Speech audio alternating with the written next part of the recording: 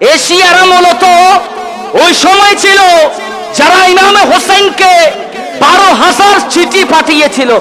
সেই ইমামে হোসেনকে যারা চিঠি পাঠিয়েছিল তারা হচ্ছে শিয়া। এজিদের পক্ষ থেকে চিঠি যায় নাই, চিঠি দিয়েছেন কারা? যারা ইমাম হোসেনকে বেশি মহব্বত করে, তারা হচ্ছে বর্তমান জমানার শিয়া, যারা হযরত আমির মুআবিয়া রাদিয়াল্লাহু তাআলা আনহুকে সাহাবী পর্যন্ত মানে না। নাউজুবিল্লাহ বলেন। সে শিয়ার তৎপরতা বেড়ে গেল। ইমাম হোসেনকে 12,000 চিঠি পাঠিয়েছেন এই শিয়ারা, এবং কান্না করে আই হুসাইন আই হুসাইন বলে। সম্পূর্ণ নাজায়েজ এবং হারাম। এগুলা থেকে মুসলমানদের ইসলাম ধর্মের সাথে কোনো সম্পর্ক নাই।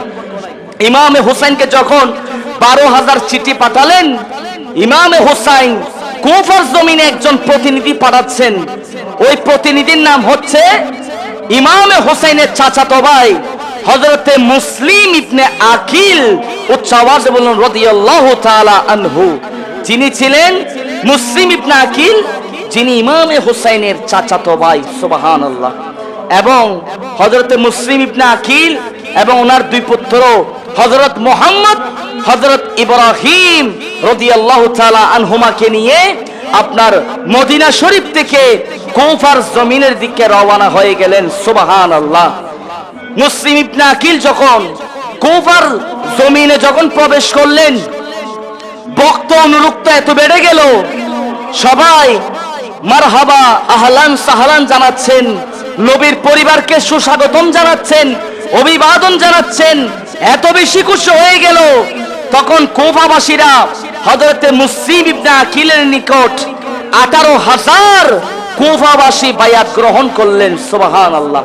কয় হাজার বাবা? 18,000। চিঠি পাঠিয়েছেন কয় হাজার? 12,000। একটু মাথায় রাখবেন, চিঠি পাঠিয়েছে 12,000। হযরতে ইমামে হোসেন যাকে কুফাতে পাঠিয়েছেন, ওই হযরতে মুসলিম ইবনে আকিলের কাছে ওই 18,000 লোক বায়াত যখন গ্রহণ করলেন, হযরতে মুসলিম ইবনে আকিল বলতে লাগলেন, ইমামে হোসেনের নিকট চিঠি পাঠালেন, হুজুর আপনার অনুভক্ত যারা আছে কুফাবাসীরা আপনার পথ চেয়ে আছে, হুজুর আপনি কুফার জমিনে চলে আসুন। 18,000 লোক আমি মুসলিম ইবনে আকিলের হাতে বায়াত গ্রহণ করেছে। সুবহানাল্লাহ।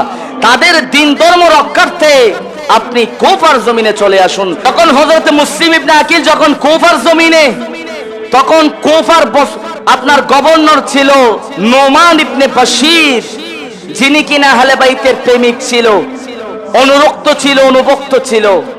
এখন এজিদের প্রেতাত্মা যারা কুফার জমিনে ছিল, এরা এজিদের কাছে খবর পাঠালো, হুজুর আপনার হযরত ইমামে হোসেনের চাচাতো ভাই হযরত মুসলিম ইবনে আকিল কুফার জমিনে এসে 18,000 লোক বায়াত গ্রহণ করতেছে। নোমান ইবনে বাশির কোনো পদক্ষেপ গ্রহণ করেন নাই।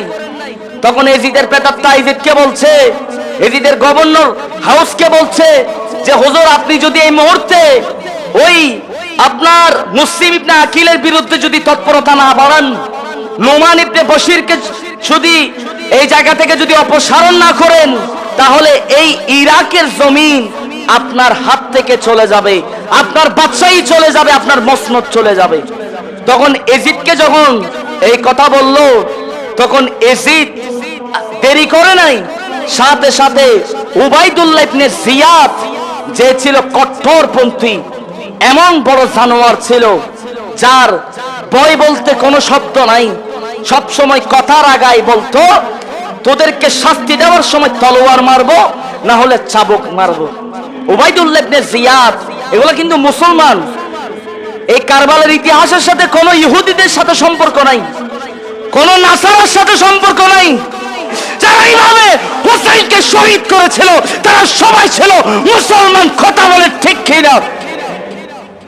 সেই ইমামে হোসেনকে যারা শহীদ করেছে তারা কিন্তু সবাই মুসলমান ছিল, তারা আলেম ছিল, তারা মুফতি ছিল, তারা হাফেজে কোরআন ছিল, কিন্তু নবীর আহলে বাইতের মহব্বত ছিল না। ঈমান এটা বড় খুশনসিবের বিষয়। হযরতে মুসলিম ইবনে আকিলের বিরুদ্ধে যখন তৎপরতা বাড়াচ্ছে না, এজিদ উবাইদুল্লাহ ইবনে জিয়াদকে পাঠিয়ে দিলেন। উবাইদুল্লাহ ইবনে জিয়াদ যখন বসরা থেকে যখন কুফার জমিনে আসতে লাগলেন, তখন 500 মানুষ ছিল ওনার সাথে। উনি বুদ্ধি খাটিয়ে 20 জন লোক নিয়ে কুফার জমিনে ঢুকলেন। হেজাজি পোশাক পরে রাতের অন্ধকারে যখন আপনার কুফার জমিনে প্রবেশ করলেন, তখন সবাই মনে করলো ইমামে হুসাইন নাকি এই কুফার জমিনে প্রবেশ করেছে। সবাই আহলান সাহলান মারহাবা জানিয়ে অভিবাদন জানাচ্ছে। আর ওদিকে উবাইদুল্লাহ ইবনে জিয়াদ খেয়াল করলেন আহলে বাইতের প্রতি মানুষের কত ভক্ত, কত ভালোবাসা, কত উদারতা, কত অনুরক্ত, কত অনুভক্ত, এটা উবাইদুল্লাহ ইবনে জিয়াদ খেয়াল করলেন। তখন উবাইদুল্লাহ ইবনে জিয়াদ চুপি সরে গভর্নিং হাউসে, দারুল ইমারতে কুফার যে গভর্নিং হাউস ছিল সে হাউসের মধ্যে প্রবেশ করলেন। উবাইদুল্লাহ ইবনে জিয়াদকে প্রথমে মনে করেছিল আপনার নোমান ইবনে বাশির, মনে করেছিল ইমাম হোসেন, মনে হয় সুরগুল দেখে, মানুষের জলসা দেখে উনি মনে করেছিলেন ইমাম হোসেন আসছিল।